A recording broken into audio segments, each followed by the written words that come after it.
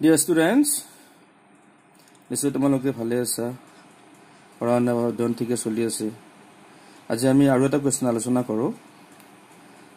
যেটো আমি part B unit 3 politics of plan development এটো পঢ়ি আছো এটা ইম্পৰ্টেন্ট টপিকস আছিল ইয়াৰে এটা আমি আগতে এটা টপিক হিউজ বিপ্লৱ বা ইয়াৰ ফলাফল আমি পঢ়িছো কিন্তু তোমালোকৰ অকমান কোৱেশ্চনটো অকমান বেলেগ ধৰণে আহে প্ৰায় একেই যে কোৱেশ্চনটো এনেকৈ হ'ব পাৰে যে হিউজ বিপ্লৱৰ ৰাজনৈতিক আৰু অৰ্থনৈতিক ফলাফল কম লিখা 2016 তো আহিছে জাস্ট তোমালোকৰ 2022 আহিছে গতি যেটো হিউজ বিপ্লৱৰ আমি যদি সেপাৰেটলি চাও বা ৰাজনৈতিক বা পলিটিক্যাল ইফেক্ট বা কনসিকুৱেন্সেস বা ইকোনমিক কনসিকুৱেন্সেস কি আছে যদি আমি ভাগ কৰি পাৰো আলোচনা কৰিব পাৰো গতি আমি কোৱেশ্চনটো আমি ভালদৰে চাম তোমালোকে নিশ্চয় ভালদৰে বুজি লবা শুনি লবা কথা হল হিউজ বিপ্লৱ যেটো আমি গম পাইছো যে এটো 1960 দশকত যেটা খাদ্য সংকট হৈছিল আৰু সেই খাদ্য সংকটৰ ফলত বা পিছত যেটা কৃষি উৎপাদন বৃদ্ধি কৰিবৰ কাৰণে যে আধুনিক কৌশল অৱলম্বন কৰা হৈছিল ভাৰত চৰকাৰে পৰিকল্পনাৰ জৰিয়তে যে কৌশল অৱলম্বন কৰিছিল কৃষি উৎপাদন বৃদ্ধি কৰিছিল বা বিভিন্ন কৌশল আধুনিকৰণ কৰিছিল গতি এই যেটো হিউজ বিপ্লৱ যেটো ধাৰা ইয়াৰ ফলত কিছুমান ৰাজনৈতিক ফলাফল আমি দেখিবলৈ পাওঁ গতিকে ৰাজনৈতিকভাৱে কিছুমান ফলাফল আছে এইবোৰ এনে ধৰণৰ হ'ব নাম্বাৰ 1 গতিকে যে এই বিপ্লৱৰ ফলত ভাৰতত এখন ফকাটোৰ ৰাষ্ট্ৰৰ পৰা খাদ্য শস্য ৰপ্তানি কৰাৰ সামৰ্থ্য থকা দেশ হিচাপে পৰিগণিত হয় তাৰমানে ইয়াৰ আগত যেটো ভাৰতবৰ্ষ একেবাৰে খাদ্য সংকট হৈছিল ফকাটোৰ হৈ পৰিছিল দুৰ্বল হৈ পৰিছিল গতিকে এই হিউজ বিপ্লৱৰ ফলত ভাৰতবৰ্ষত কি হৈছিল ভাৰতবৰ্ষখনে বাই দেশখনে খাদ্য শস্য ৰপ্তানি কৰা সামৰ্থ্য থকা এখন দেশ হিচাপে পৰিগণিত হৈছিল এই বিশ্বতে দ্বিতীয়তে হিউজ বিপ্লৱৰ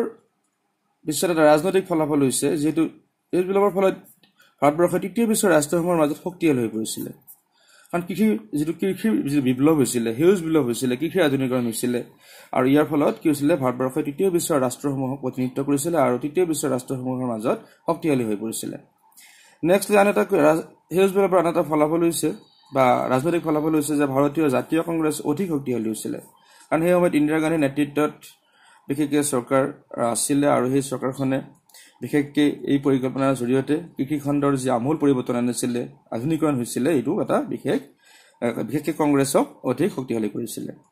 চতুৰ্থতে আৰু এটা ৰাজনৈতিক ফলাফল হৈছে হিউজ বিপ্লৱৰ যে এই বিপ্লৱে ভাৰতৰ সকলো ৰাজ্যতে সম গুৰুত্ব নিদিয়াৰ বাবে আঞ্চলিক বৈষম্যৰ সৃষ্টি হৈছিল গতিকে এই বিপ্লৱে যেটো ভাৰতবৰ্ষৰ সকলো ৰাজ্যতে যেটো ইয়াৰ প্ৰভাৱ পৰা নাছিল বিশেষকৈ পাঞ্জাব বা হাৰিয়ানা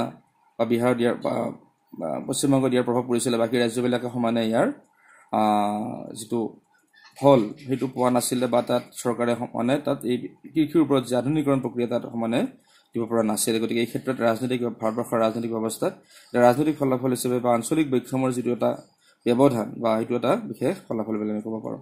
আনটা ৰাজনৈতিক ফলাফল হৈছে যে কৃষি খণ্ডত ভূমিৰ সংস্কাৰ নীতি কাৰ্যকৰী কৰা হৈছিল গতিকে এই হিউজ বিপ্লৱৰ ফলতে ভাৰতবৰ্ষত ভূমিৰ সংস্কাৰ নীতি বা এই যে ভূমিৰ চৰকাৰে যি জমিদাৰী প্ৰথা উচ্ছেদ বা হিউজ বিপ্লৱৰ সকলো শ্ৰেণীৰ কৃষকক যে মাটিৰ বিতৰণ এনেকুৱা কিছুমান ব্যৱস্থা চৰকাৰে বিশেষ সংস্কাৰ নীতি কাৰ্যসূচী গ্ৰহণ কৰিছিল নেক্সটলি লাষ্টলি আৰু আমি ষষ্ঠতে আমি এটা ৰাজনৈতিক ফলাফল উল্লেখ কৰিব পাৰো যে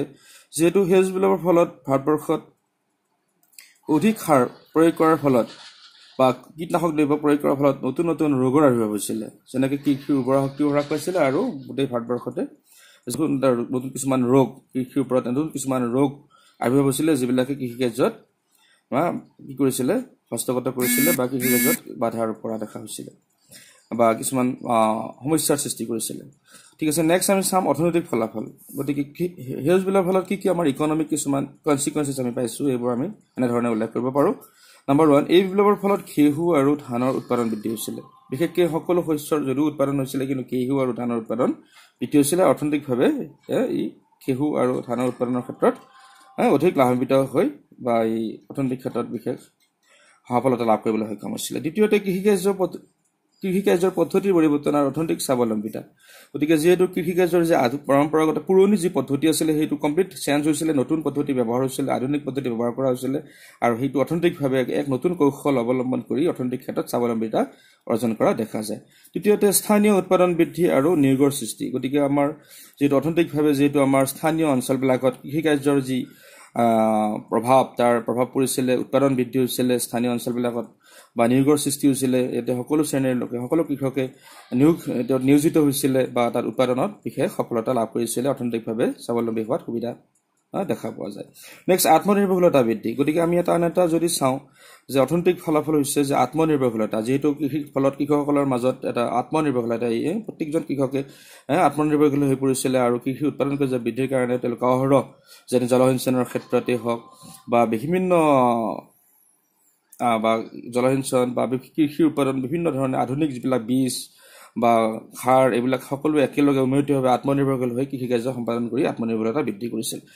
আৰু পঞ্চমতে চাওঁ যদি বিশ্ব বেংকক এটা ইম্পৰ্টেণ্ট পইণ্ট ইকনমিক পইণ্ট যে এইটো অৰ্থনৈতিক ফলাফল হৈছে যে বিশ্ব বেংকক ঋণ পৰিশোধ কৰাৰ স্থিতি সবল কৰিছিলে